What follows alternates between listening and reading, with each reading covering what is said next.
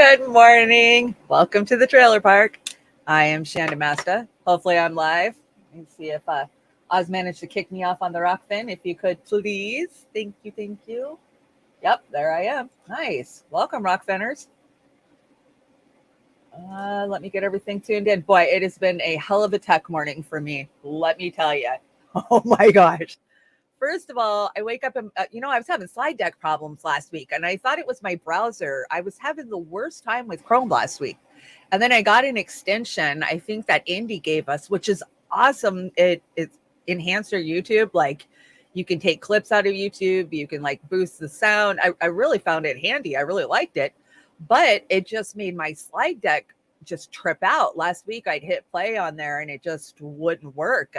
Cuts weren't taking. You saw what happened with Brave New Future and Amber show, and a lot of that was the extension on my slide deck.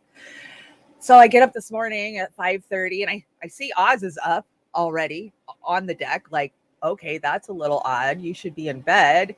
And then none of my cuts would take on anything that I put on the deck this morning. So basically I had to go in and completely rip out the browser and then reinstall Chrome with none of my sign-ins, nothing. And so I spent all morning tracking down sign-ins and stupid two-factor verification codes, right? Because you can't get into anything without a freaking code. I don't care if you have 5 different sign-ins.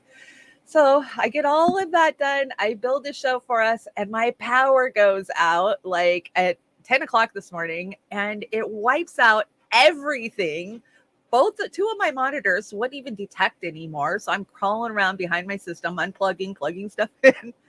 But long story short, I'm here. I made it. And I do have a good show lined up for you. Oh, thank you, Oz. How you feeling? Let me tell you, last night, I ate roasted Brussels sprouts and coleslaw, homemade coleslaw. Now, looking back at that decision, I don't think that was the wisest thing to do in the world. So, yeah, I'm feeling a little today. I love Brussels sprouts, but they always seem to stay with me for a day or two. And I'm not feeling it. And Oz, I know you were up early, so I know you're not feeling good either. Hi, Shanda. Hi, Warren. Welcome. Welcome, Barbara. Oh, it's jumping on me. Fred Edward, Kate's here. Let me put my glasses on so I don't get these wrong. E-Rolled, welcome. Mass formation, yeah, I agree. So thank you. Red Cloud, welcome. Glad to see you're here. Lizzie, Lizzie's over on the rock fin. Lizzie, I see you over on the rock fin. Here, let me tweet this out so maybe a few more people will join us. There we go. Tweet out the rock fin. Get some people over there on the rock fin. How is everybody? This feels like a fucking Monday to me. I don't know. Is it Monday? I guess it is my Monday. Kim, welcome, Kim. Come on in. We haven't got started yet, but we're getting there. We'll get there. Oh, okay. There's my deck. So let's get all the formalities out of the way. Fair use. I'm just commentating on the clips I'm using. I'm not trying to steal anybody's work. That I would never do. And fair is fair, man. Welcome to the trailer park. If you'd like to help me out, there's PayPal if you're still dealing with PayPal. In the links below is the link tree to my GoFundMe. Everything else is in there. Some great links to some of the shows that we do. Bella Goosey, welcome. So, did you guys watch some of the shows yesterday? I saw Kit was over on Jimmy Dore. He did a great job representing Chicago like he always does. Shout out, Kit. Oh, my local hometown. Yeah, let's talk about my hometown. So this is my hometown of Port Angeles, Washington. That's where I live now. I live in the Sequim, Port Angeles area. And this is Olympic Laundries, and it says TDS is real. There's help for you. And this is literally across the street from our courthouse. So you can see that bus right there. That's like pretty much right in front of the courthouse. This is the main drag for Highway 101. If you're coming up the Olympic Peninsula, you have to drive past this sign. I just find it funny because that's what we're dealing with in my little town. And let me show you. I am hosting a candidate forum on Friday, a local one. And we're hoping, I think we have a campaign manager for Derek Kilmer that's going to show up. I think he's part of his pack. And then we're trying to get these others. It's the Democrats that won't confirm that they will come. We've advertised this all over the community. We've had questions pouring in from the community. You know, people have a lot of questions for these elected officials, especially at the CD level. And the amount of disdain and hate for each other is like nothing I have ever seen. I just got off a thread where we're talking about security. I should be able to host a candidate forum in a small little podunk town without hiring armed security guards to come make sure that Democrats and Republicans can play fucking nicely. But that's where I'm at in this world at this point, you know. I love my organizer friends that are still out there organizing at the very bottom of the grassroots, right? And I absolutely support them. That's why I'm doing this. I always tell them I don't believe in electoral politics. And they're like, well, it's not like Santa Claus. Well, yeah, it kind of is. If you guys still believe in electoral politics, it's like believing in Santa Claus to me. But yet I will still show up and I will still do the work. So that way others in my community might get to the same point that I am and realize, oh my gosh, I've been to candidate forums. I have been to meetings. I have participated in our democracy. And maybe one day they'll realize they'll get to the point that I'm at. And that is that it's going to take much more than thinking that we're flipping seats, because we thought we were flipping seats 8 years ago, 7 years ago, 13 years ago with Obama. I mean, we always thought we're going to make it better by changing who's in power, but we're not changing who's in power, are we? Not at all. We're just they change who the representative is that they have in power, but that's all. So Friday, I won't be doing anything. I will be at this pretending and smiling, and it's a lot of my friends will show up. A lot of people, in the community that I still absolutely support. So that's why I still do these things. If you're up on the Olympic Peninsula, stop by and see us. We're going to be at the Gardner Center on Highway 101, and let's just see what kind of answers they have for us. Right? I mean, I don't expect U.S. Congress Derek Kilmer seat to be flipped. Democrats have held that seat since 1965. Now we are becoming a purple county, basically, especially since Trump. Since Trump, we've flipped to a purple county. So we'll see. What's it like in your area? I'm still trying. Some headlines. Let's do some headlines. So shopper pokes fun at insane $9.50 price for just one pilled mandarin in an upmarket Sydney grocery store. Daylight robbery. Yeah, remember when I reported 18 months ago that you were going to be paying $1 an egg? Well, guess what? They're paying $1 an egg in some spots, and we knew this food crisis was coming, especially with what we saw happening in the last year with a lot of our processing plants. And let's see, Mark Zuckerberg has taken up MMA, and his trainer describes him as a silent killer. Boy, that's an understatement, right? I spared you guys the picture where he's down on the floor wrestling other guys. I don't know. I'll leave the cyborg jokes aside, I guess. Yeah. How is everybody this morning? Yeah, we're going to talk about Hurricane Ian. Yes, we are. Jimmy Dore was on George Galloway. I saw that, and that was great, Jilly. I watched that. I watched part of it on Twitter this morning. Yes, we need a psychopath who's for the people. They're all psychopaths, aren't they? Fresh eggs at Vancouver's farmer market are 8 to 10 dozen. I just got a dozen of fresh eggs yesterday. Let me tell you guys, I was at the food bank. Am I there yet? Well, I'll get there. I went to the food bank yesterday, and I have an amazing insight to share with you guys from what I saw while I was there. But let's talk about Hurricane Ian first. So yes, Hurricane Ian. You guys know I love the weather. I'm old. That's what I do. And I've been keeping an eye on Hurricane Ian for a good week now. And guess what? It has hit Category 3 status this morning as it went over the tip of Cuba. And let's just hear what, I think this is Miami, local Miami news, but let's hear what they have to say. It's official. Tropical Storm Ian has become hurricane. Oh no, this is Ryan Holler, and this is why I brought this. So I want you guys all to sub to Ryan. Let me see if I can get his address over here. He is amazing. He is independent weather media, right? We need to have independent media for everything. So why not the weather? And let's see. Come on. Oh, sure. Now this slide deck's not working. We'll get there. Okay, so his name is Ryan Hall Y'all. That's his channel. Ryan Hall, Y''ALL. Ryan Hall Y'all. He does some of the best.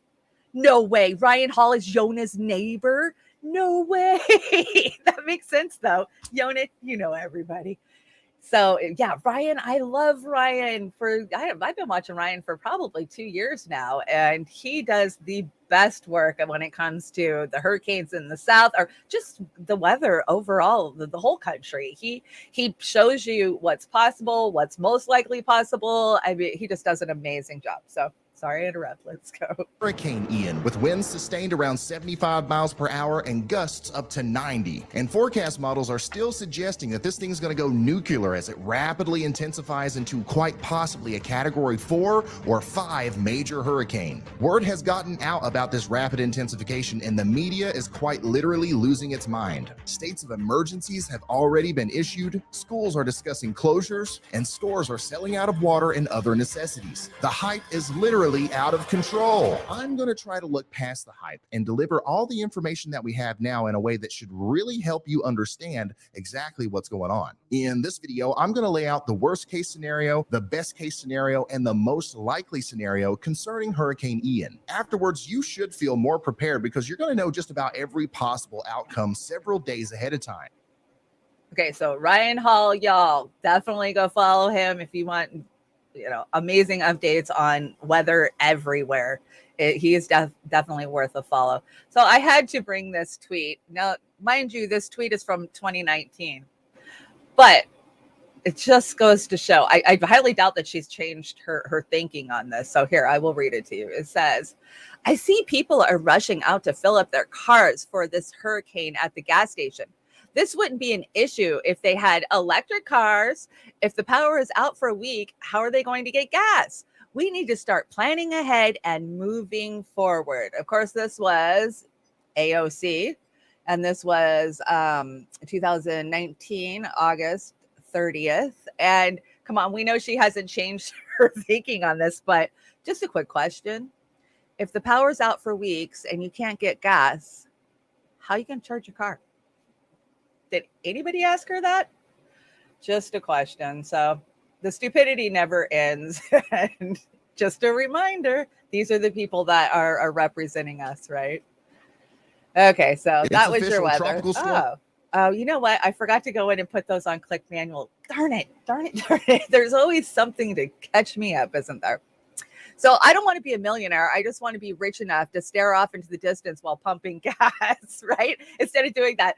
Oh my God. I went over by 2 cents. That's the way it always is for me. So like I said, yesterday I stopped by the food bank. It's the end of the month. And hey, I can save $200 in groceries if I just run through there real fast and make do with what they give me. I'm a really good cook. I've learned how to be I always call it an EBT cook because I raised my kids on EBT and food banks. So, you learn how to be creative with what you're given and how to make stuff stretch. And so at the end of the month, if I'm hurting, that's where I go.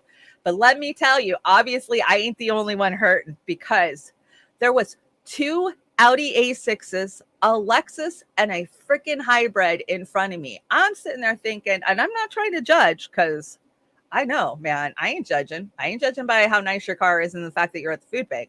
But I'm thinking, what the hell is going on in this area when people in front of me's cars are more than I have made in a year ever in my life?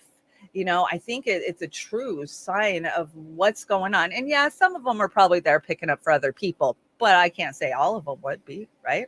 Stevie, how you doing, girl? You hanging in there? I catch your live streams at night. Just hang in there, girl. It will get better. This too shall pass, right? That's what my grandma always used to tell me. So yeah, I just feel for people. And how deep is the mud? Depends on who you ask. We all go through things differently, right? And just because one person's going through something and maybe you went through something that was like it, it's not relatable. We have got to start having sympathy for each other, not just empathy, but sympathy, feeling for people and the struggle that they're going through. COVID put us in this mindset of screw everybody else, right? I mean, that's where the whole attacks are coming from, from Karens, and it's just this selfish mindset that we're in. Save ourselves, save your own, and screw everybody else. And I have it, man. I have to like pep talk myself every time I go out in public. Don't be a rude bitch. Don't call people out for their stupidity.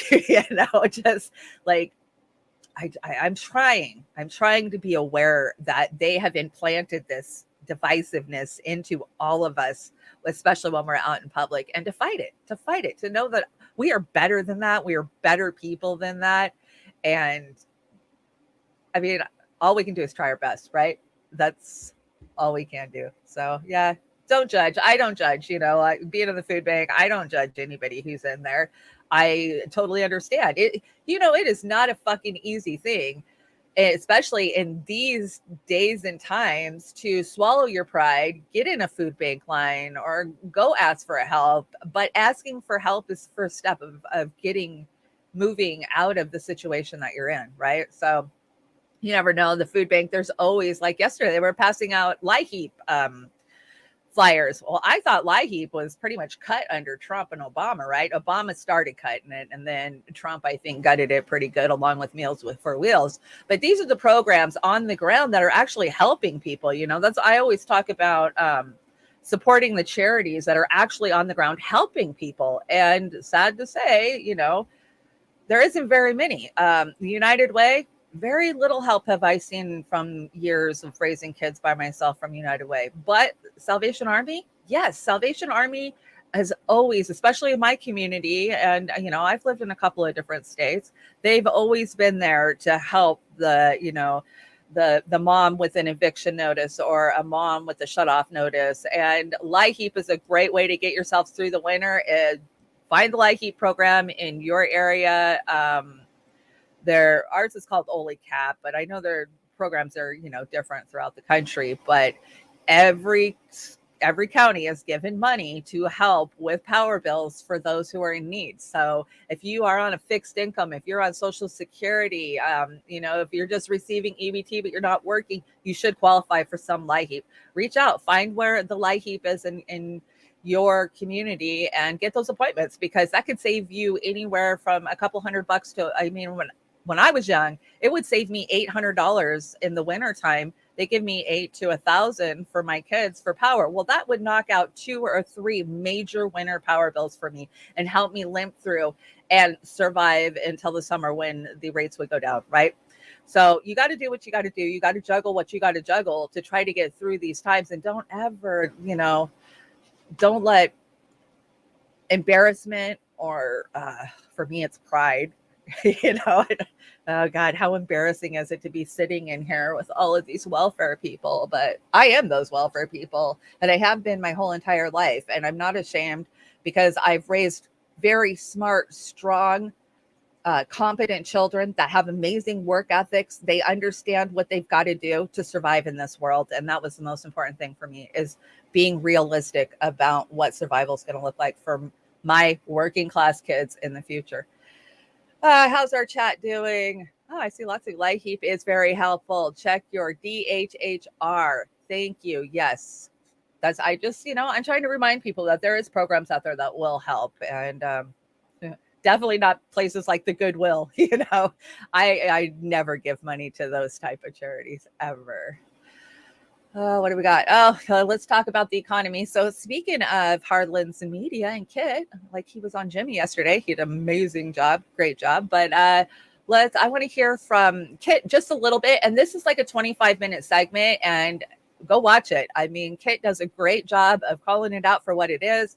We have been calling this out for years now, predicting this was on its way, and it's on its way. We're in the thick of it, when prices are the way they are right now.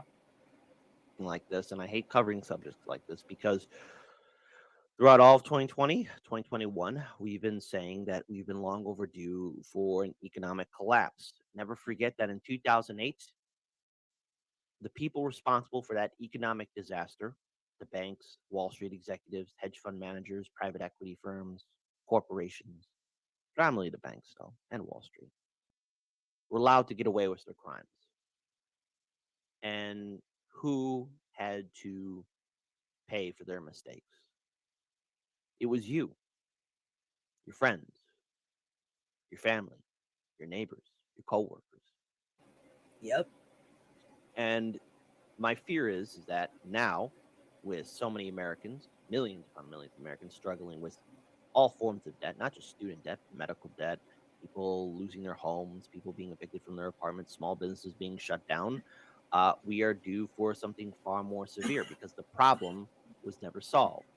Don't believe the lies from MSNBC or CNN that somehow Obama fixed it, and now that Trump, the orange boogeyman's out of office, that Biden and his crew got things all together. Because the answer is no, they do not.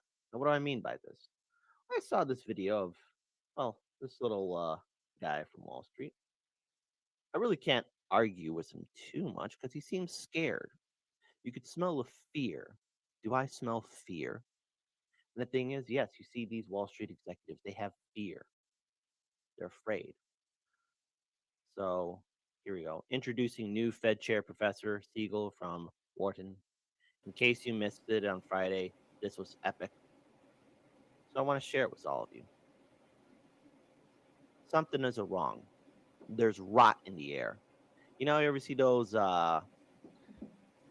documentary series where like a pack of lions takes down like a water buffalo or a zebra? Yeah. Then all of a sudden it's like carrion call for all the other scavengers to come around to eat the rotting corpse. That's right now the U.S. economy. Money supply data, which is going to show the greatest decline in 5 months that we've had in the post-war period. I mean, if he looks at any of the monetary or financial indicators, he can't say, oh, we have to keep them on. I mean, at his press conference, he said, we have to get real rates into positive territory. They're in positive territory for every maturity. For the first time in years, we're already there. I mean, I thought that was the most uninformative. And no one was asking him, a hard question. How do we have 3.2 million new workers and GDP going down? What does that mean? What does the record decline in the money supply mean? I mean, what does the collapse in commodity prices mean? What is the lag construction of these housing indicators that are 40% of the core inflation? Which What does it mean? Are going to filter through inflation for the next 12 to 15 months. Is that what he's looking at? Why is he looking at that? That's not an accurate view of what housing inflation is. I mean, there were no hard questions. There were 50 reporters. The media there. that asked questions? Hey, he seems upset. Maybe something happened to his own personal savings account. Yeah, I mean, that goes on. Kit plays the whole thing and he does a great breakdown of it. Come on, this guy is, oh my God, they didn't even look at this and they didn't even ask any questions. They're not going to ask any questions. It's the media's job to keep you ill-informed and misinformed, not tell you that your economy has completely gone to shit and you are going to suffer for years because of it, even though you've already been suffering for, 12 years? 2008, right? That's when they took my pension. That's when a lot of us lost our houses. And then they just moved over that because they, Obama, reelected Obama because Obama was so great. And then we found ourselves in 2016 going, what the hell? We paid for that economic crisis. We paid for the housing crash. I'll never forget in 2010, 2011, I was living on the opposite side of my town and I could walk up 3 different streets, A Street, B Street, and C Street. And every fucking house on those streets, we're talking 10 houses a block, was empty, foreclosed, and repossessed. And I just went by those same houses, right? They sat empty for a year and a half and then they got put back on the market and then more people came in and bought them. How long to those people who just bought all those houses are now out on their asses and the banks get to recycle, get more down payments and start all freaking over again because we never stopped them. We never punished them. We never held them accountable and we never will, right? This is the great grab and we know it is. And sadly, we're the ones at the bottom are going to be paying the most for it. Like this, and I hate. Yeah, I forgot to click on play on all of these. Is this the one Oz sent me? I think Oz made this. I haven't even watched it yet. Let's check it out. If you guys don't know, Hands Off Assange, I'm sure all of you do. You guys are so well informed. You guys probably know stuff I don't even know, but Hands Off Assange, October 8th at the Department of Justice in DC, Roar Media. We're going to be there. Amber and I, and so many other great people. I mean, go look at the lineup. Scott Ritter. I'm super excited for that. Chris Hedges, Sabby. God, Reverend Annie. I mean, I'm just excited. Like, I can't wait to go talk to all these people. So let's check this out. Oh, it plays music. Oh, come on. You can go full screen. There we go.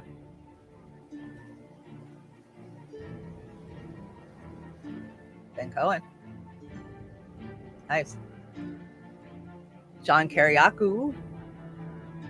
I like John. I'm excited to talk to him. Chip Gibbons. Eliza Blue.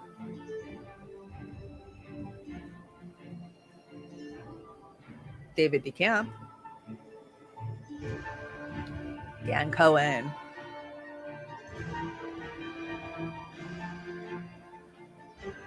John Stasevich. I can't see the full name. What is it?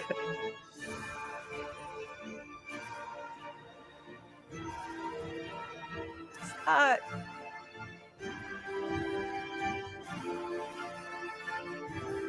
Steven Donziger. Sabrina Salvati. Chris Hedges. Garland Nixon.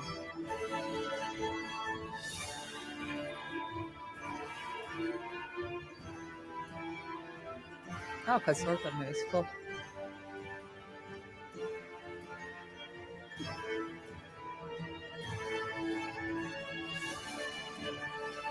Reverend Annie.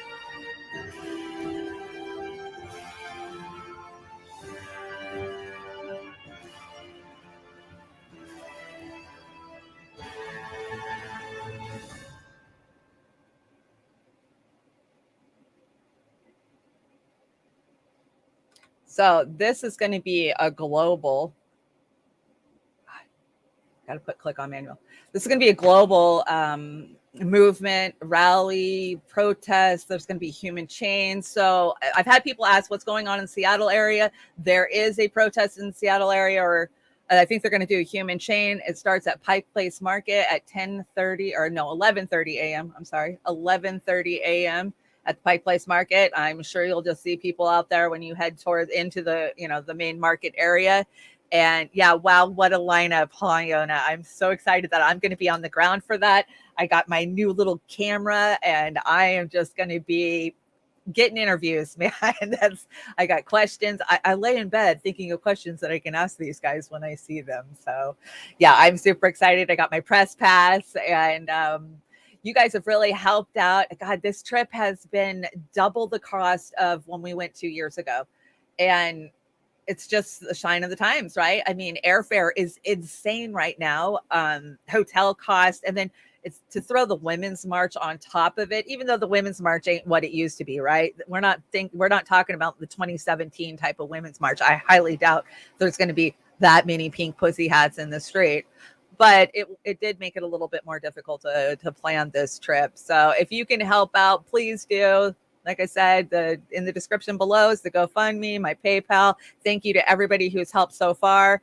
We're getting there. We got a little bit further to go, but we're gonna get there. We're gonna get on the ground and we're gonna get a ton of good footage. So thanks for all your support. Now let's talk about this. Me and my unvaxxed friends in 2025. Let's put it back in screen mode. How do I do that? What happened here? This is what I mean by I've had tech issues all dang day. Okay, maybe that'll work. So I wanted to read this to you guys. I found this earlier today, and I just think that it's so fitting, and hopefully I won't take a hit from YouTube. I'm going to try to be discreet about the V word. We all know what the V word is, right? But this is a message to the un-V word. Even if I were pollinated and fully V'd, I would admire the Unvied for withstanding the greatest pressure I have ever seen, even from partners, parents, children, friends, colleagues, and doctors. People who were capable of such personal courage and critical ability are undoubtedly the best of humanity. They are everywhere in all ages, levels of education, states, and ideas. They are a special kind. They are the soldiers that every army of light wants to have in its ranks. They are the parents that every child wants to have and the children that every parent dream of having. They are beings above the average of their society. They are the essence of the people who have built all cultures and conquerize horizons. They are there next to you. They look normal, but they are superheroes. They did what others could not. They were the tree that withstood the hurricane of insults, discrimination, and social exclusion.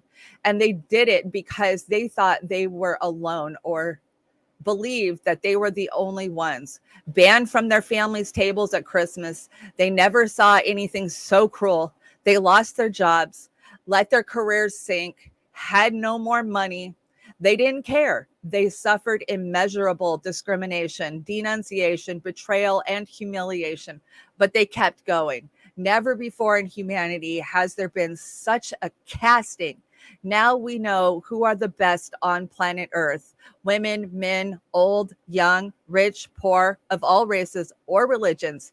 The Unvied, the chosen of the invisible ark, the only ones who managed to resist when everything collapsed. That's you. You pass an unimaginable test that many of the toughest Marines, commandos, Green Berets, astronauts, and geniuses could not withstand. You are made of the stuff of the greatness who ever lived, those heroes born among ordinary men who glow in the dark. Author unknown. I love this. This I give to you guys because that's the way I feel about all of you and the information that so many got out there. So we knew to draw that line and say no. You know, those that are fighting big pharma, those that are fighting big media and the corruption. Yeah, I commend you. And I just want to say, for those who did get V'd, I love you. I support you. And I will continue to fight for your recognition of any damages and harms that were caused to you. You know, we all have family members that did or didn't.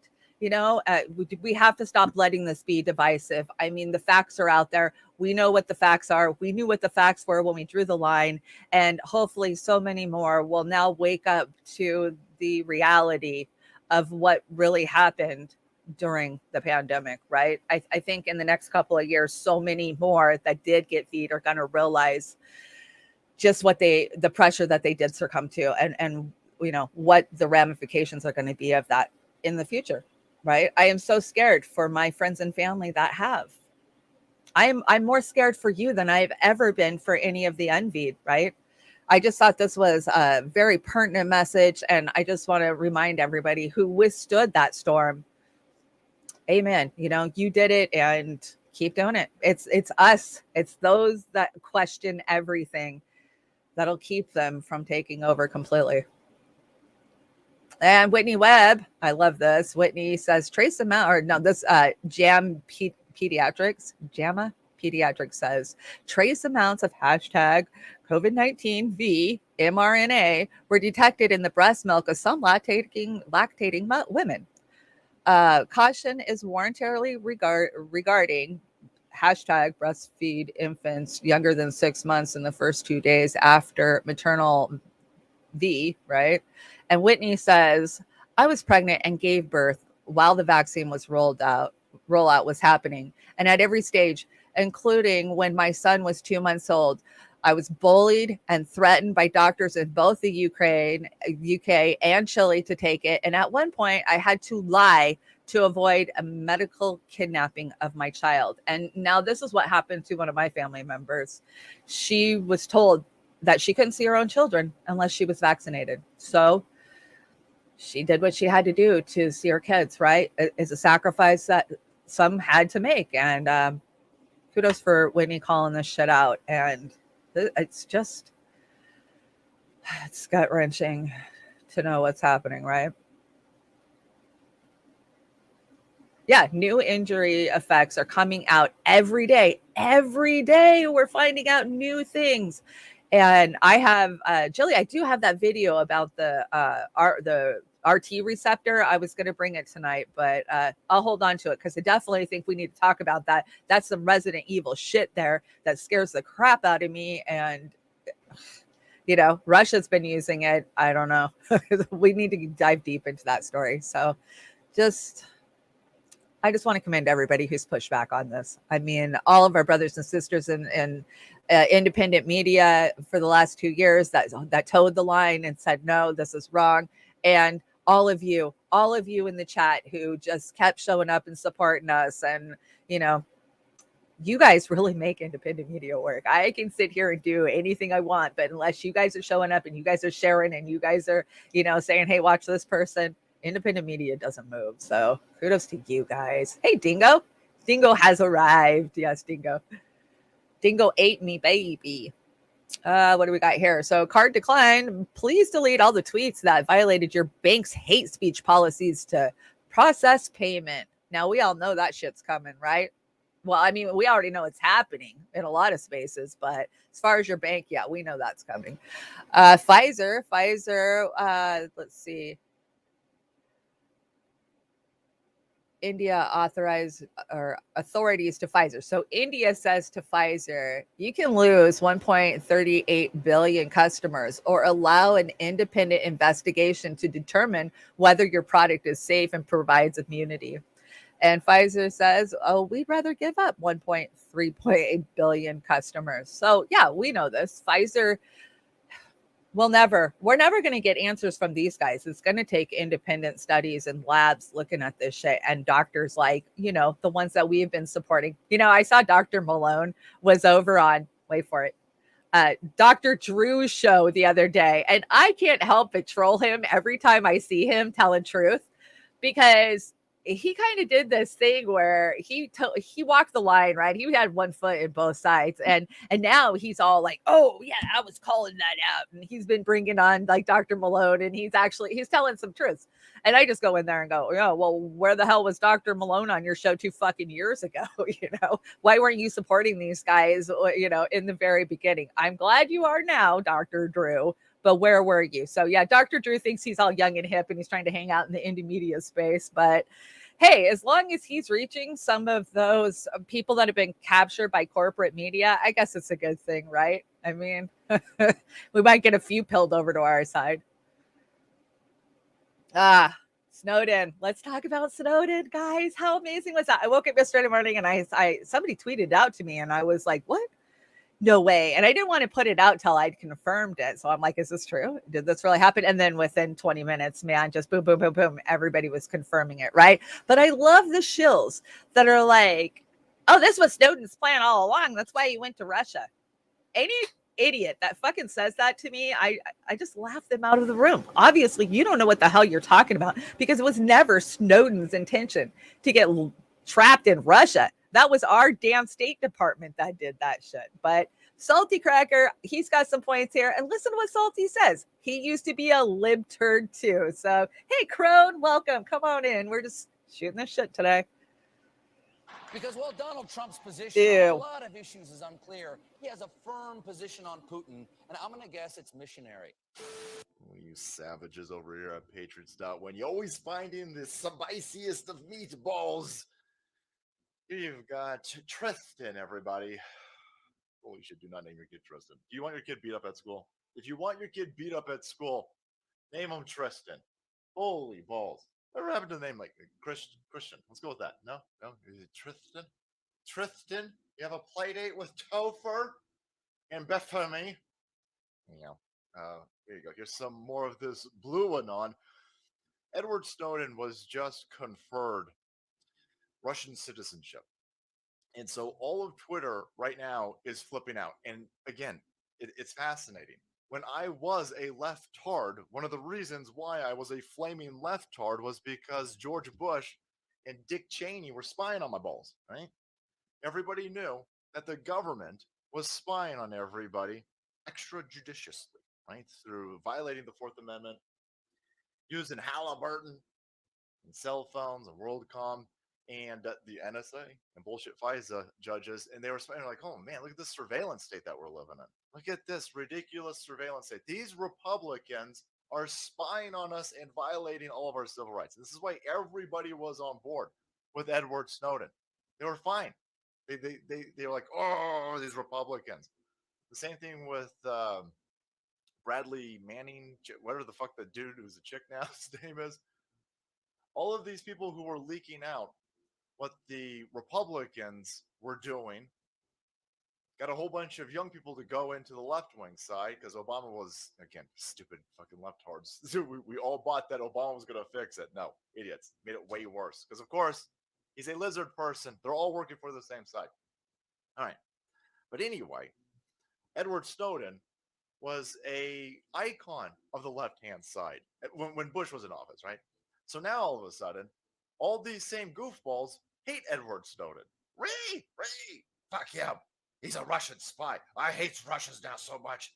He's in Russia, therefore he's a Russian spy. And look, the Russians just gave him citizenship. He was trapped in Russia, by the way. Glenn Greenwald's got an entire Twitter thread about how the Obama State Department, they trapped Edward Snowden was trying to get to another place. Can't remember where he was supposed to go. But one of the layoffs, the stop-offs, was in Russia. And so then they canceled his visa while he was over there. And they stuck him. He was trapped in Moscow. But of course, because leftists are fucking stupid, they said, no, it's because he's a Russian agent. He's working for Vladimir B. Putin on behalf of Donald Trump to destroy my democracy. It's still an election from Hillary Clinton. Okay. Fucking stupid, the whole lot of you. So now they hate Edward Snowden. And of course, so Edward Snowden is now given Russian citizenship. He's been like, what, 10 fucking years, something like this? He's been there a long time. And now all of the blue... You know, a lot of people don't like Salty, but I know where Salty comes from, you know, because he was a liberal, like you just said, you know. So many of us saw the evils of Bush and Cheney in the early 2000s, right? I mean, I was active as far as Bush Gore, right? And the hanging chads. And I was so into that election. And, you know, we all felt that election was a problem, right? That was the first time I questioned our election system, was like, okay. And then Bush just comes in and Gore just rolls over. I mean, we all thought that Gore had to fight, like, no, screw this, let's fight this. But he didn't, right? And why didn't he? Well, we now know, because his owners, the same owners as Bush, told him not to. They didn't care. They win either way. And then as we go through the 2000s and Snowden reveals what he does, and we start realizing the gross misuse of power that we saw those in power at the time was the Republicans doing, right? Halliburton. And, you know, my partner after 9/11, he worked for Kellogg Brown and Root, which is a subsidiary of Halliburton. He was in Iraq. And so, you know, we saw what they were doing, and that made the pendulum swing back so violently. And that's where we got Obama. Right? Obama was going to come in and hold these guys accountable, and he was going to shut down Guantanamo, and we were not going to be this country that was just misusing of power. And we were so lied to. And then you go 2008 and the collapse, and it's all one big cabal. I'm so tired of the left right paradigm crap of this. If you just take a step back and you look what's happened for the last 30 or 40, 50 years, it is not a left-right paradigm. There's us and there's them. And that's the only difference. And I'm glad Snowden got this. I trolled a bunch of posts yesterday over on YouTube saying, good, Snowden's a hero. He deserves to live his life in peace. But let's do this for Julian Assange now. You know, show up outside the Department of Justice October 8th. Just trying to drum up as much support as we can get for real fucking truth tellers. We wouldn't know anything that was happening in the last 20 years if it wasn't for Snowden and Julian Assange. And it's only fair. It's only right as human beings that they are allowed to live their life in peace. I so worry about Julian Assange. You know, Oz has had me watching this show called Blacklist for the last month, and I'm obsessed with it. There's a million seasons, and yeah, it was on NBC, and yeah, a lot of it's social programming, I do believe. But it admits a lot of truths about the fact that we are terrible about just doing what we want, where we want, how we want. And we see that especially with Russia and the Ukraine war, right? There's so much information coming out, especially the last few days, about us tanking peace talks and threatening the Ukraine, and, just the reality of what is happening in the Ukraine. And we're all fed these lies, and we're fed these lies about the referendum that's going on, right? I saw Crystal and Saga regurgitating some fucking State Department talking points this morning, and kudos for all of you who called them out on Twitter this morning, because that's the problem we've had with Riser, whatever their breaking points, whatever they're called nowadays. Same shit. They just, get paid by somebody else. So they deserve peace. And, I'm going to keep fighting for Julian Assange till the day that he is free. I feel like I owe him that, because I wouldn't know the truth of the 2016 election. I would have known, but I never would have had it confirmed. Julian Assange confirmed what I knew about the 2016 election, working inside the Bernie Sanders campaign and what the Hillary Clinton campaign was doing, what the DNC was doing, what Debbie Wasserman Schultz was doing, what Donna Brazil was doing. And they lied. They couldn't lie anymore once the WikiLeaks dropped and we had the freaking emails. It's funny. They never dispute what's in those fucking emails. We say it all the time, right? But Russia. I think I have some Snowden clips here. Yeah, so I have my glasses. Let me put my glasses on. So after years of separation from our parents, my wife and I have no desire to be separated from our sons. After 2 years of waiting and nearly 10 years of exile, a little stability will make a difference for my family. I pray for privacy for them and for all of us. Kudos for all of us to not be spied on by the technology that's in our hands, right? How stupid were we to think that our text messages in the 2000s weren't being watched and read and kept? I mean, I look back at it and think, God, we were so naive.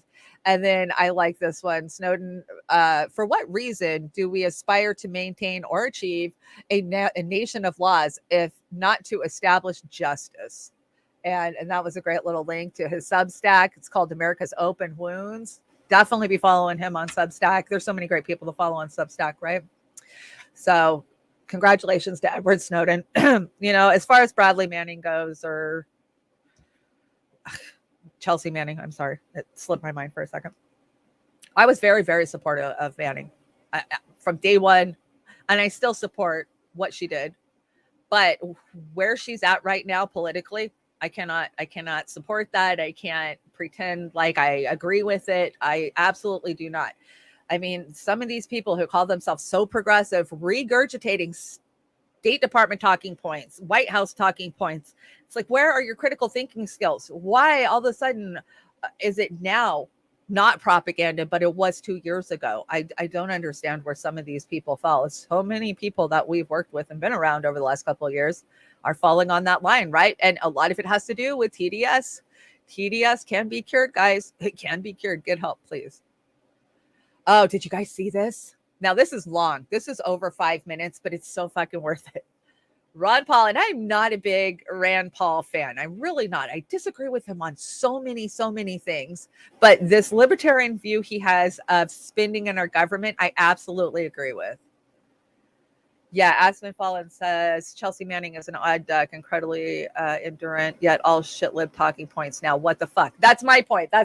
So many. It's like, okay, I supported what you did and, whistleblowing and, the hell that you had to go through. But why would you do all that just to come out and fall in line with the establishment a few years later? I mean, I guess that's a question you can ask. But so let's listen to Ron Paul and what he had to say on the floor the other day. I don't know if so many have seen this because it's kind of long, but I'll kind of leave my face up so I can give you guys, some smiles. There was an essay written in 1867 that was published in Harper's Magazine. It was called Not Yours to Give. It's the story of Davy Crockett as a congressman in the late 1820s. Like most stories of that vintage, some will argue that the story is an accurate rendition, while others may say it is apocryphal. The moral of the story, however, is incontestable. Davy Crockett only served 2 terms in Congress, but on one day in Congress, he was confronted with a bill to give money to the widow of a military officer. Davy Crockett arose and gave this speech. Mr. Speaker, I have as much respect for the memory of the deceased and as much sympathy for the suffering of the living, if suffering there be as any man in the house. But we must not permit our respect for the dead or our sympathy for a part of the living to lead us into an act of injustice to the balance of the living. We have the right as individuals to give away as much of our own money as we please in charity, but as members of Congress, we have no right so to appropriate a dollar of the public money.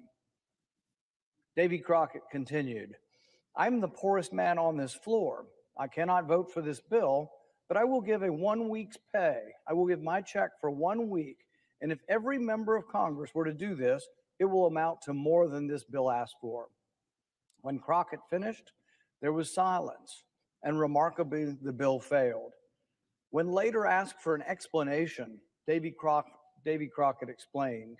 He said, several years ago, I was standing one evening on the steps of the Capitol when we saw a large, great light over Georgetown. It was evidently a large fire. We jumped into a hack and drove over there as fast as we could. In spite of all that could be done, many houses were burned and many families were made homeless. And besides, some of them had lost all but the clothes they had on. The weather was very cold. And when I saw so many women and children suffering, I felt that something must be done. The next morning, a bill was introduced appropriating $20,000 for their relief. We put aside all other business and rushed it through as soon as it could be done. Later in the year, when Davy Crockett was back in Tennessee, he ran into a constituent by the name of Horatio Bunce. Crockett asked him for his vote, and Horatio Bunce responded thusly. He said, you'd better not waste your time on my vote. I shall not vote for you again. Your vote last winter shows that either you have not the capacity to understand the Constitution or that you're wanting in honesty and firmness to be guided by it. Because the Constitution, to be worth anything, must be held sacred and rigidly observed in all its provisions. The man who wields power and misinterprets the Constitution is more dangerous the more honest he is. Horatio Bunce continued. He says, no, Colonel, there's no mistake. The newspapers say that last winter you voted for this bill to give $20,000 to some who suffered from a fire in Georgetown. Is that true? Congressman Crockett answered him, well, my friend, I may as well own up. You've got me there. But certainly nobody would complain that a great and rich country like ours couldn't give $20,000, the insignificant sum of $20,000 to relieve its suffering women and children. Horatio Bunce replied to Congressman Crockett. He said, the power of collecting and dispersing money at pleasure is the most dangerous power that can be entrusted to a man. While you are contributing to relieve one, you are drawing it from thousands who are even worse off than he. If you had the right to give anything, the amount was simply a matter of discretion with you. And you had as much right to give 20 million as to give 20,000. If you have the right to give to one, you have the right to give to all. And as the Constitution neither defines charity nor stipulates the amount, you are at liberty to give to any and everything which you may believe or profess to believe is a charity, and to any amount you may think proper. No, Colonel Crockett, Congress has no right to give charity. Individual members may give as much of their own money as they please, but they have no right to touch a dollar of the public money for that purpose. If twice as many houses had burned in this county in Tennessee as had in Georgetown, neither you nor any other members of Congress would have thought of appropriating a dollar for our relief. Bunce informed Crockett that if each congressman had shown their sympathy for the fire victims by giving 1 week's pay, it would have nearly covered the cost. But it was easier simply to give other people's money. Bunce continued, the people about Washington no doubt applauded you for relieving them from the necessity of giving by giving what was not yours to give. The people have delegated Congress by the Constitution the power to certain things. To do these, it is authorized to collect and pay monies, and for nothing else. Everything beyond this is usurpation and a violation of the Constitution. So you see, Colonel, you have violated the Constitution in what I consider a vital point. It is a precedent fraught with danger to the country, for when Congress begins to stretch its power beyond the limits of the Constitution, there is no limit to it and no security for the people. Today, we are faced with a vastly greater sum of money than $20,000. We are faced with $40 billion to be gifted to Ukraine. So, like I said, I don't always agree with Ron Paul, but I love that he looks at history to remind us of what we're allowing these guys to do, right? We give them the power to control our money. That's the people's money. And so they feel like for them, they want to give Ukraine billions and billions and billions and billions and billions of dollars while we've been crying for 20 years about healthcare for all, a universal health option, our infrastructure in this country. There's so much that we are ignoring at home that they are ignoring at home as we, get into this proxy war with Russia. And I saw a really great article from like 10 years ago that John Pillinger had wrote about how the Ukraine will drag us into a war with Russia. God, he was dead on, right? And so kudos to Ron Paul for, at least reminding these guys that ain't theirs to be given away, even though they do, right? And they'll never stop until there is none, I guess, right? So that was, I thought that was a good clip. Did you hear this story? So Gretchen Whitmore kidnapping plot, who pled guilty, has been sentenced, right? But they reduced his sentence. So I want to say this is Viva Free. Love Viva Free. He is a Canadian attorney. He's part of LawTube. He does some great breakdowns. So yeah, let's remember this plot that helped the TDS progress even further, right? There was just little things that helped edge the TDS down the road to where now we have this full-blown mania, but this was one of them. Ty Garvin. This is, you'll recall, we had been covering the Gretchen Whitmer kidnapping plot from the very beginning.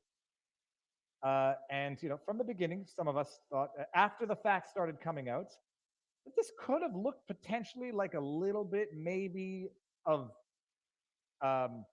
entrapment, something of a setup. The timing was very convenient for this plot, given the presidential election. The facts around it were very much interesting. The nature of the defendants was very much interesting. People who potentially never had the means or the wherewithal to carry out that which they were being accused of having plotted.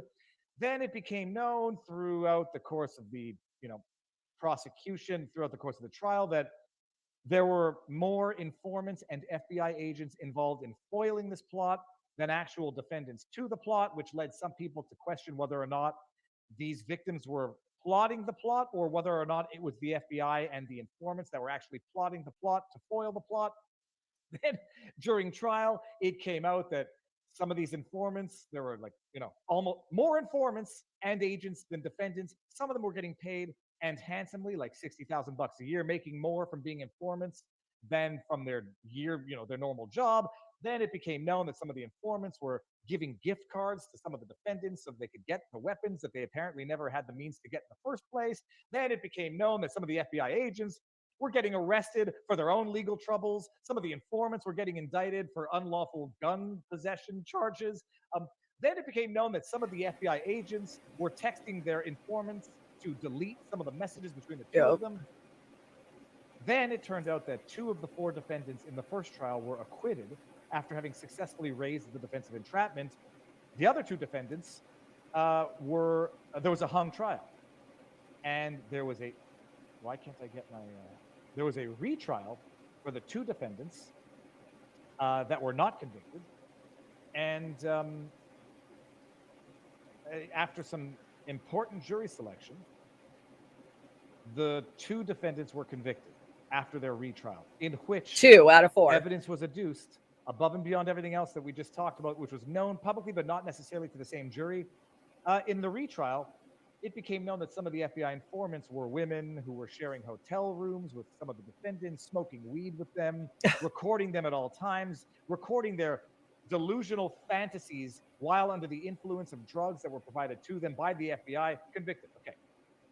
Ty Garvin was one of the individuals who pleaded guilty and then agreed to testify in the first trial. And he was sentenced for his cooperation to 75 months in jail. Well, it seems that after the conviction of 2 of the 4, his sentence was halved. If only he had gotten a full Just conviction halved. of all 4, he might have been let out of jail, yesterday.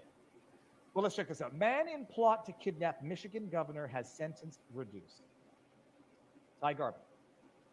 One of 13 men arrested October 2020, yada, yada, yada. A federal judge on Friday reduced the sentence of a man who pleaded guilty to participating in a foiled plot to kidnap Michigan's governor after his testimony helped convict the ringleaders last month. Amazing.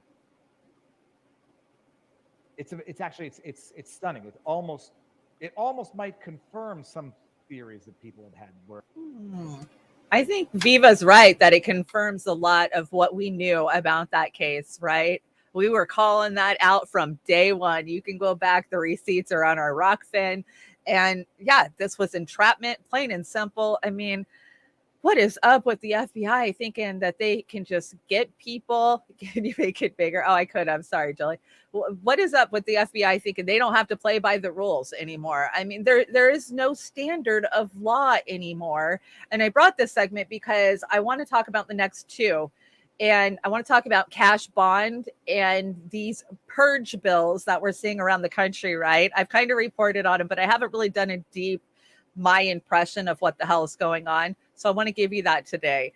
And, it starts with entrapment. It starts with so much, but let's talk about these purge bills that are going on. Oh, come on, Diva. I'm going to fix my deck. It's because everything crashed this morning that's doing that. But so I have a video of a shootout with Chicago police. Now, I'm sure you saw this on Twitter. If you haven't, it's kind of blurred out, but we'll kind of slowly go through it. And then I want to talk about why some of this is happening and how they want us to react. Basically, that's what it comes down to. The fear mongering that they're putting into us so that we will cry for more law enforcement, right? Didn't Biden just give a bunch of money and he gave it to all the police? That's what I heard. But yeah, so let's check this out. I'll make it big. Sorry, Jilly. In Chicago, Illinois, an unmarked police car is reversing on the wrong side of the road when this group is walking up the street. The man in the white hoodie gestures in his waistband and moves towards the guy in the black t-shirt carrying a satchel. The duo then walk in the street towards the police, but the police immediately open fire on white hoodie. The police get out of the vehicle and begin exchanging fire with black t-shirt.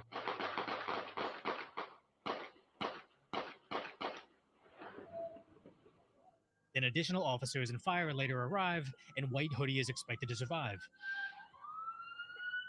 So it looks like Chicago is starting their purge early, as people are starting to notice the Safety Act that's going to begin in 2023, but more on that later, because CNN covers a story highlighting the 2 Chicago police officers that are facing felonies, highlighting that they hit the unarmed man. But when you look at the Chicago Sun-Times, who elaborates on the story further, you find these coppers originally lied. They were not wearing body cams, so they stated they were being fired upon before returning fire, stating they were ambushed with no warning. So first and foremost, these are bad cops. They should earn no donuts and should be barred from the profession forever. So why is the corporate media still manipulating this story so much? Because reading on, you see they stated White Hoodie was carrying a wine bottle and cell phone, but Black T-shirt immediately ran, retrieved his piece from the bag, and fired on the officers. And as expected, they only released half the video, not showing the officers being fired upon. And if you look at all the dinosaur media headlines, you see they make no reference to this. Yeah, he's a, quote, kid, but just blur his face and block his name. Don't pretend like half the incident simply didn't happen, because this is just my assumption, but the police vehicle was unmarked. But that does look like a police license plate sequence. So anyone that knows anything should be able to tell you that that's a cop car. So when the group sees it, White Hoodie's taking something out of his waistline that the media purposely obscured with the blur, because once he moves it, the blur gets half the size. Then White Hoodie makes a gesture towards Black Shirt where the satchel is. Then White Hoodie gets the copper's attention as Black T-Shirt flees. And sad to say, it does look like the media purposely used digital zoom to crop out Black T-Shirt's return fire, because look how magically HD the shot gets after they zoom out. So if you ask me, I think once the group noticed the cops, White Hoodie told Black T-Shirt, hey, hold my peace because you're just a kid. I'll distract them while you get out of here, but they just didn't expect Chicago PD to go full Judge Dredd on them. And again, I'm not exonerating these police officers. Coppers that are overly anxious in the streets like this, they gotta go no questions asked. Coppers lying on police reports, they gotta go no questions asked. Just like that rookie cop that took to TikTok to brag about making up reasons to pull people over that annoy her. Out of the way. I can go 90 miles an hour. You can't. If us officers stay behind you long enough, we can find a reason to pull you over. So you might as well get out of the way. So this cop was later suspended from the force, where TikTok is gone, and these are all good things. Because if you've been following my channel for a while, you know I have a generally pro-law and order perspective on things. So I think it's equally important to call out both the police and the media in this particular incident. So if you appreciate my concise... Okay, so I like that because it covers the female cop, right? I think we did some reporting on that last week when we brought her TikTok where she was like, get the fuck out of the way. I can drive as fast as I want. If I want to pull you over, I'll think of something to pull you over for. Yeah, I think all of us know that if a cop wants you, he can get you, right? I mean, we all know that. They don't even have to tell you a reason. I've been pulled over many times and not told a reason why. Just, like, oh, okay, here we go. So you saw what the media did with those clips, right? And that's because they're crafting the narrative. They want the narratives out there, especially with these purge bills. And I brought a little report about the purge bill and just what it means for everyday working class poor Americans, because basically we're pushing back against cash bail. A lot of us have been pushing back against cash bail for many years, and cash bail just hurts the poor. And we'll talk more about it after we watch in Chicago, Illinois. This next clip. See if I can get it pulled up. There we go. So this is Woodward TV. Take him or leave him, but he's got an excellent point. Illinois Safety Act explained. At nearly 800 pages, there's a little something for everyone to love or hate in Illinois' new Safety Act. The legislation covers everything from police use of force to equipping officers with body cameras. However, it's a portion of the legislation that will eliminate cash bond on January 1st that's getting the most attention these days. The Safety Act, short for Safety, Accountability, Fairness, and Equity Today Act, shifts the burden to prosecutors to prove by clear and convincing evidence that a defendant poses a real and present threat to the safety of a specific identifiable person or persons. Now, some say this act sounds like the beginning of the purge system. And what they say is that they want to eliminate the cash bail system because people who are jailed for something like driving without a license often have to sit and wait in jail because they can't bail out, while someone else who commits the same crime gets to bail out because they simply have the cash. You see, it really boils down to this. If it comes down to a matter of you not having money that prevents you from being released, and that is the only reason you can't bail out is because of money, this is what they are trying to eliminate, folks. Also, they are trying to eliminate the whole idea of arresting you in the first place for something you would just cash bail out on anyway. That's why it sounds like police are not going to take action against criminals. No, folks, people will still be arrested based on the situation. It is just that people won't have to be arrested for something they can just get a fine or ticket for. which they should have had in place years ago because of all the people who spend days, months, even years waiting for a trial. The media does this. They're the ones who shape these stories to become what they are. The whole country has been trying to fix this problem with the bail system for the longest time. Now, because some people think that this is some type of purge system being created, they are in effect attacking the local governments to repeal these decisions, which in effect would keep those people sitting around in jail. So let's not let them repeal these bills that are out there, because we've worked very hard over a long time to do this. I mean, as a poor person who's been to jail a couple of times in my life, and for stupid shit like driving on a suspended, the fact that $200 or $250 or even $500 is keeping you locked away from your family, away from your job, away from your kids, away from your responsibilities, it cripples the poor people. I mean, to take a hit like that, you're trying to go to work, you get pulled over, say you were driving with no insurance 6 months ago and you got a ticket, you couldn't afford that $1,000 ticket. So now you get pulled over again. Now you're going straight to jail because they impound your car, they tow it away, they take you straight to jail.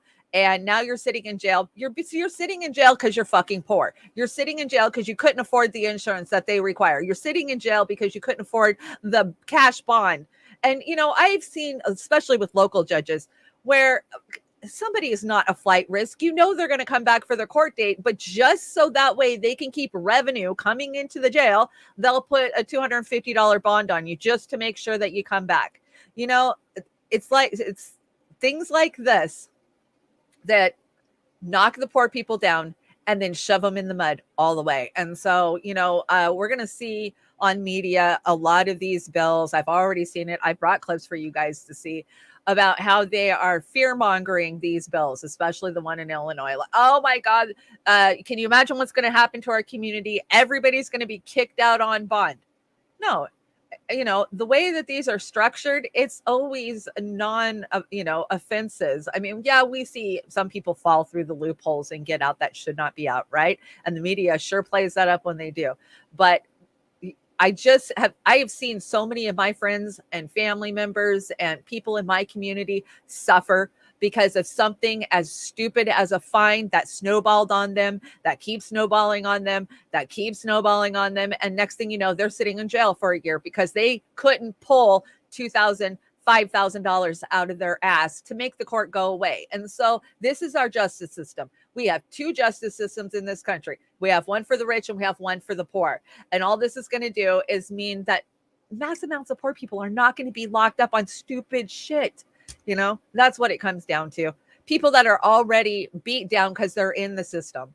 And so I just wanted to bring that for you guys to remind you not to fall for the fear mongering that we see on media about these bills that are going to get rid of cash bail. I mean, cash bail is not going to be gone for some guy who murdered his whole family. Cash bail is going to be gone for somebody who got a no seatbelt or driving on a suspended or no insurance or just petty shit that you should not be held in jail for if you were rich and you could walk out, you know, especially for non-violent, non-felonies. I mean, if they're moving violations, absolutely. I don't think you should be sitting in jail for a moving violation, especially if it didn't involve drugs or alcohol, you know? That's what I'm saying. So just a reminder, let's not fight these bills. These bills are the ones that we have been fighting for so long. And the system's broke. The system's broke all the way across the country when it comes to this. I mean, our jails are overflowed with a lot of people that are having mental health issues, that are, trapped in poverty. How do you get a job to pay a fine when you can't get to work? And, you know, it just snowballs on you. We know how the cycle is. And if you've ever been caught in that cycle, it fucking sucks. I've sat in jail waiting for, family members to come up with $250. And when you are poor, when you are broke, that judge could say $250 or $1,000. It's the same either way. You ain't getting out. You're not getting out. You're sitting until you get to your next court date, 14/21, a month down the fucking road. Right. And so DSA opposes the abolition of cash bail in California. Why am I not shocked, right? Because DSA has shown themselves over and over and over again to just be Democrats. They call themselves Democratic Socialists. No, you're just fucking Democrats. And you guys always have been. When I was first getting into the Bernie Sanders movement in 2015 and 2016, DSA, and we have a very strong DSA up here. You know, I'm in the Seattle area. They were just rank and file Democrats. I'm not even kidding. And yeah, that doesn't shock me, President Jesus. Not one bit. Not one bit. Yeah, who's still supporting DSA except for shit libs? That's the new Democratic Party. What is this? Historical partnership. Oh, yeah. I left this on the deck from last week. I can't even remember what it's about other than iPhone 14 has now partnered up with Starlink. So all cell phones can now be powered by Elon Musk because, you know, he's got his Tesla phone that's supposed to just blow our minds when it finally comes out. So, yeah, let's hear about this. With the help of Elon Musk, Apple is releasing a new innovation that is truly the next step in the world of communication and messaging. This was possible because of a giant breakthrough that SpaceX has achieved. With that, there are new reports about the new Tesla phone that Elon Musk is working on that will change the world of technology as we know it. This is a very interesting story, so let's explain it. It appears that one of the most forward-thinking businesses of recent times and its most prominent CEO were discussing a partnership between the iPhone manufacturer and SpaceX, the rocket launch company Musk created. None other than the billionaire himself broke the news. The world's richest man revealed that SpaceX and Apple had explored a satellite service for the iPhone in a post on Twitter. In essence, the two parties' conversations focused on providing iPhones with satellite access through SpaceX's Starlink satellite internet service. On September the 8th, the tech billionaire stated on Twitter that he and Apple had some positive discussions regarding Starlink connectivity. Musk, who has frequently criticized Apple for its latest advances, praised the tech giant and said that the iPhone team is undoubtedly very intelligent. In addition, he stated that rather than Starlink merely simulating a cell tower, the closed link from space to phone will function best if phone software and hardware adapt to space-based signals. He didn't specify whether the discussion was still happening. Musk's comments came a day after Apple revealed its satellite communication system in collaboration with Globalstar, GSAT. Users of the service will eventually be able to connect to emergency services, even when they are without mobile coverage using a satellite link. Initially, it is just for messaging. In locations without cellular coverage, compatible iPhone antennas would link to a satellite and communicate. The service requires being outside and moving in order to function, requires a direct satellite link, and is thus incompatible with the most recent iPhone models. For 2 years, new iPhones will have satellite capabilities without cost. Customers may now anticipate Apple releasing the services in the fourth quarter of 2022. People care about Apple The again? service cannot be guaranteed, according to Globalstar's regulatory filing. The cooperation between Apple and Globalstar is similar to the one that SpaceX and T-Mobile announced in late August. So yeah, this was on the deck from last week. It was one of those ones that got cut at the last minute. And I'm so glad that my son Cody is in here to see this clip. Yeah, definitely go watch that, Cody. Yeah, I think all phones in the very near future will be using this technology, right? Because our military defense plan was to give Elon all the money and all the power to get those up there so that way they can control it, right? I mean, that's where we're going. And basically his grounds are like, well, Apple hasn't introduced anything good or new in pretty much, the last 10 phones, right? Maybe they're just a little upgrade better than what they were, but they're not doing anything spectacular. And so the new Tesla model phone that he's working on is supposed to just blow our minds with all the new stuff it's going to have. And now Apple's on board with it because, he was talking shit about Apple all these years, but now they're friends. Musk has talked to Starlink to kill. Yeah, he's activated Starlink to kill Russians in Ukraine. Absolutely. I 100% believe that, that technology is not just so that way our cell phones work when we're in the woods. That's not what that technology is. And we got to stop being naive about it, So people love Elon, but you got to know who he is and who's paying him. to really know what the hell he's up to.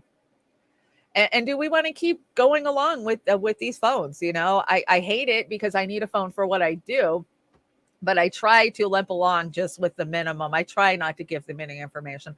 I try to opt out of all of that tracking shit. But we know that you absolutely can't get out of it. And why do we know that? Because of Edward Snowden, because of Julian Assange, because of the truth tellers who've managed to get the information out to us on just how much the NSA is spying on us.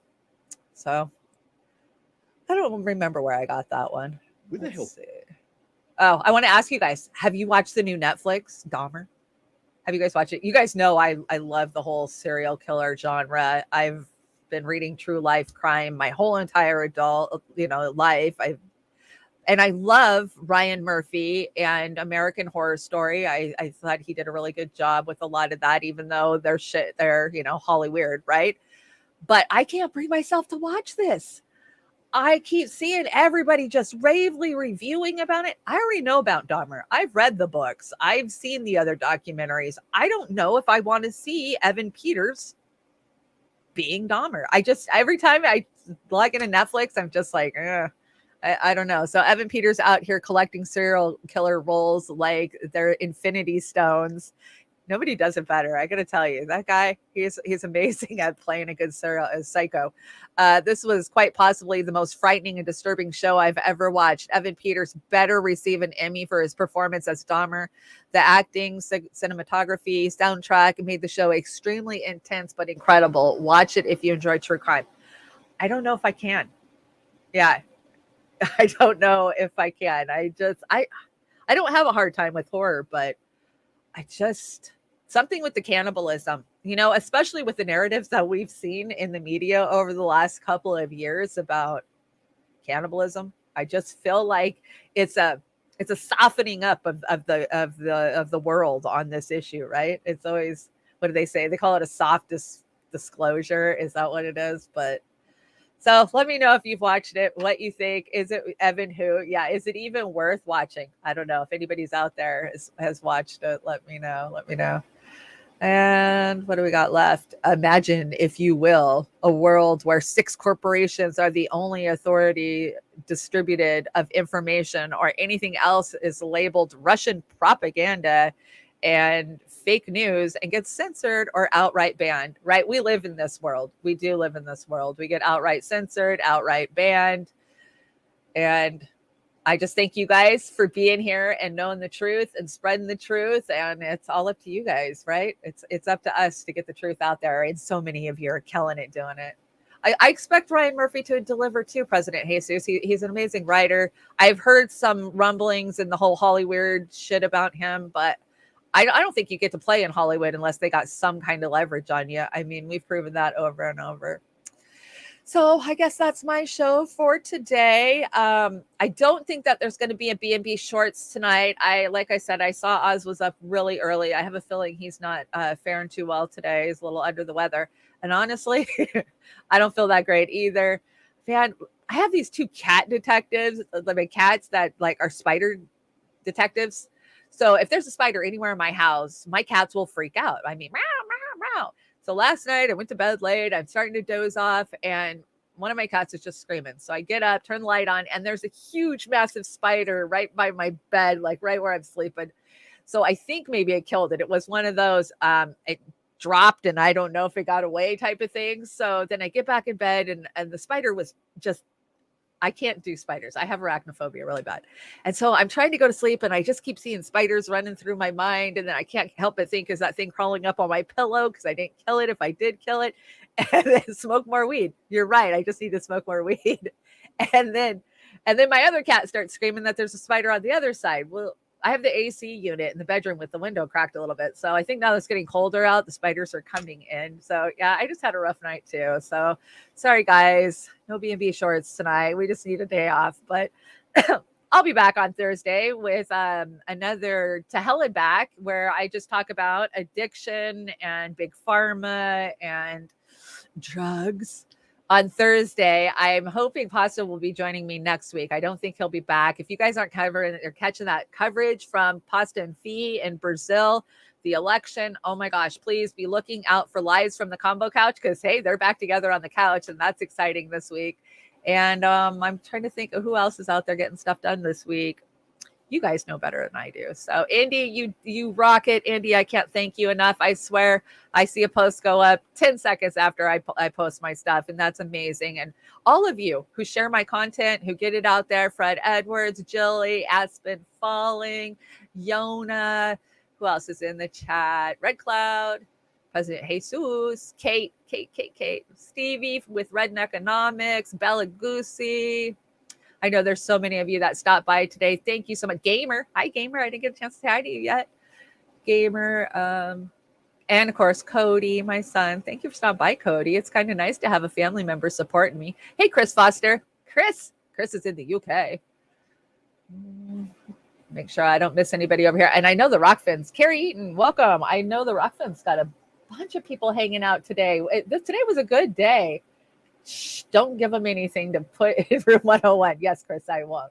Let's see. David Scott. This is where I got to put my glasses on, because then I miss names and I don't see it. Andy, I see you hanging out. Thank you so much for all of your support. Fred Edwards, Lizzie, Tim, Amber. Welcome, Amber King, Brave New Future. Thank you guys for joining me today. And yeah, I will be back Thursday morning with our regularly scheduled show. And make sure you're catching Beauty and the Boomer on Saturday nights, because I got a lot of good stuff that I was saving for tonight, but I'll save it for Saturday. So, or maybe I'll bring Thursday. You guys have an amazing day. And hey, don't let the man get you down, man. You got to fight back, right? And remember, America is the home of the hypocrite. And we live that every day, don't we? So thanks for joining me, and I will see you again soon.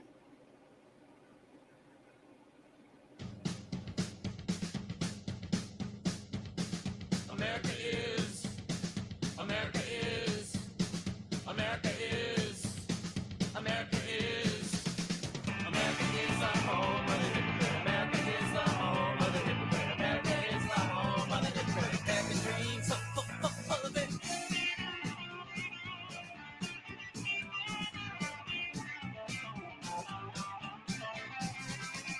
Look at the Indians, look at the blacks. Look at the figures. Look at the facts. Look at the facts. Facts, not the lies. And you'll find out. Big surprise. That America is the home of the hypocrite. America is the home of the hypocrite. America is the home of the hypocrite. American dreams are full of it.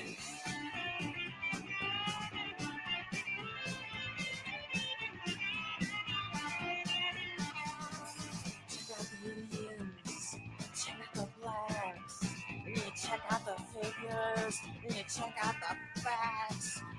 Check out some facts. Check out the facts, not the lies, and you'll find out it's a big surprise. Right between the eyes. America is the home of the hypocrite. America is the home of the hypocrite. America is the home of the hypocrite. American dreams, only dream. No desperation limit. No desperation level. Even though my nose don't work, I smell trouble. I smell trouble. No desperation limit. No desperation level. Murder in the government. Say you're sorry. Say you're sorry. No desperation limit. No desperation level. Turn the key. Turn the lock. Nationalism. You can suck my. No desperation limit. No desperation level. Watch how the world's progressing everywhere. Aggression, aggression, aggression, aggression, aggression, aggression.